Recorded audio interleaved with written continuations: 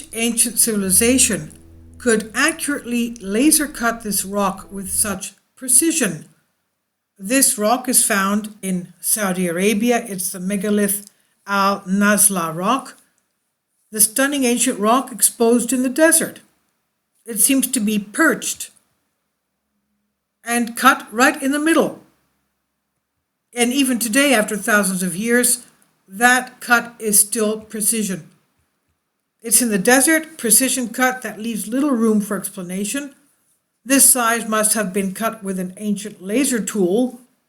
It's located in Oyaz Tamya in Saudi Arabia, and it's a fascinating, magnificent megalith called Al-Nasla. It's completely split in half, as we can see, and it has strange symbols depicted on its surface.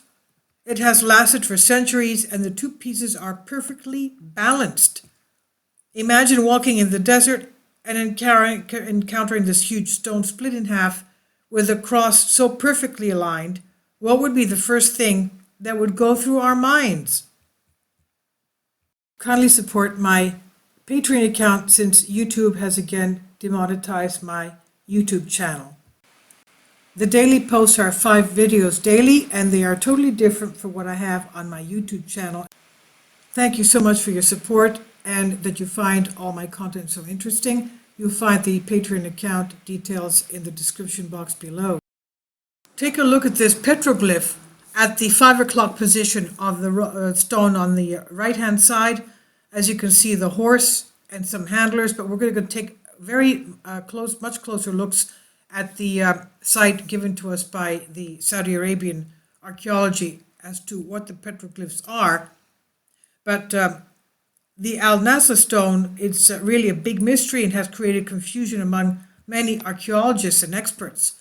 Everything shows that at some unknown time, some people must have worked and processed the rock with extremely expensive tools, so accurate that many dare to say that the cut was made with some kind of a laser type tool. And it looks, you can look at the accuracy to ascertain that that's what it must have been from the technology we have today, maybe with some other technology we don't know of yet. So which ancients cut accurately with a laser type tool this megalith? Each section of torn stone has a smaller rock or shock absorber at the bottom, preventing it from touching the ground. Archaeological discoveries show that in antiquity, the area where this rock is located was inhabited. In fact, it's one of the most photogenic petroglyphs in the area. The magnificent stone was discovered by Charles Hoover in 1883, and since then its discovery has been the subject of discussion among experts. In 2010, the Saudi Committee for Tourism and National Heritage, cc.jpg, announced the discovery of a rock near Taima with a hieroglyphic inscription by Pharaoh Ramesses III. Based on this discovery, researchers speculate that Taima was part of an important land route between the Red Sea coast of the Arabian Peninsula and the Nile Valley. Recent archaeological discoveries show that Taima has been inhabited since the Bronze Age. Who and with what cut this rock? The ancients cut accurately laser on this stone, and according to some experts, cutting with such precision is not by laser, nor was it artificially created. As noted by SaudiArchaeology.com, the split between two upright rocks and the flat surface is a completely natural phenomenon, if you could believe that. That's what they're saying. It's a completely natural phenomenon. I don't know why, though, this megalith was placed on two areas that looked like, to me, and to you, I guess, like shock absorbers. But anyway, why was that done? So they say it was completely natural phenomenon, how this was split. Unusual places offers a natural explanation for enigmatic laser cutting, but neither they or others that have been proposed can explain and justify this accuracy in the crack of the rock, which in addition divided the rock into two equal parts with perfectly flat surfaces on both cut-off sides. If we need to understand its origin, perhaps we need to travel back in time. According to reports, the earliest reference to the city of the oasis appears as Tiamat in Assyrian inscriptions dating to the 8th century BC. The oasis developed into a prosperous city, rich in water wells and beautiful buildings. At the same time, although in different areas, different eras, the area seems to be associated with the Old Testament and the biblical Tema, one of the sons of Ishmael, but also the Babylonian king Nabonidus and his son Belshazzar.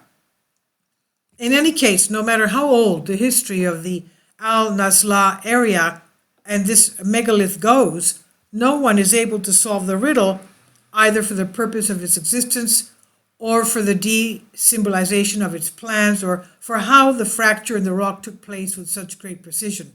The crack that we say must have been a laser cut. Especially for the latter, the question marks are much more than the answer suggested. Could rock tearing really be a result of the forces of nature, as some experts suggest?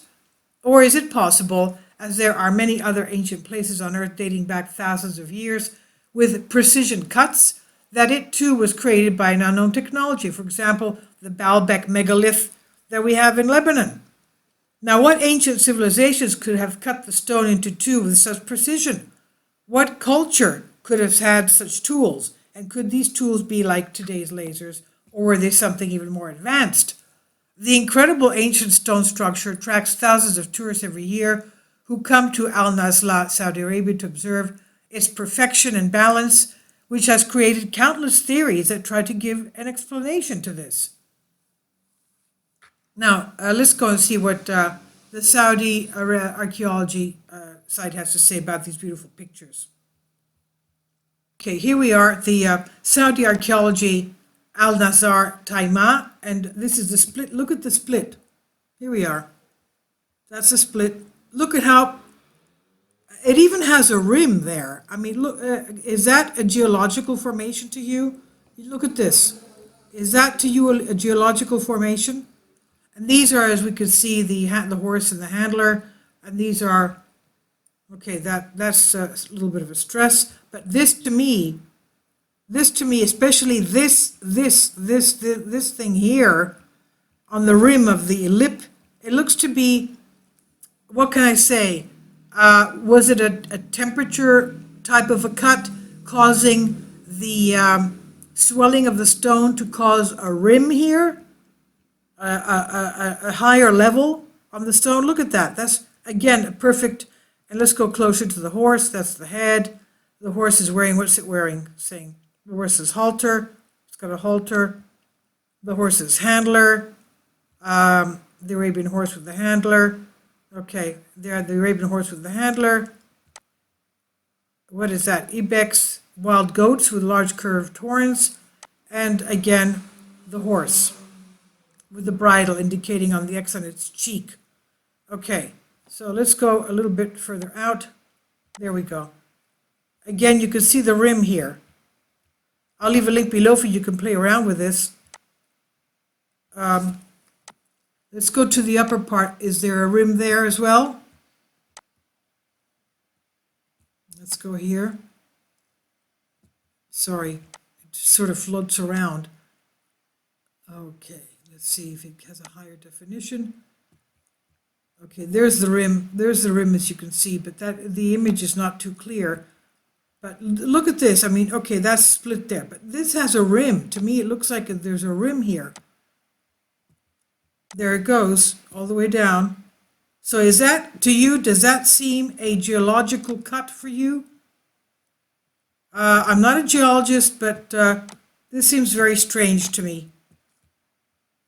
Let's go closer in. Okay, no, it's floating again. I'm sorry, I'm so sorry. It's floating. Okay. Again, to me, that seems to be a rim of some kind. I don't know if that's a logical formation, geological formation on stones that split themselves. Okay, anyway, it's floating too bad. It's too bad. And are there any more geoglyphs? There are geoglyphs on the other side, I believe. But anyway, I'll let you see that. And as we said, they're floating. Why did they put them to float on these two shock absorbers? Very strange indeed. Very strange indeed. And here we have some writing. I don't know if that's ancient or if it's, some people leave their signs, John was here, Mary was here. I don't know. All right. So that's it. I'll leave links below for you for this. Please leave your comments and thank you for your support.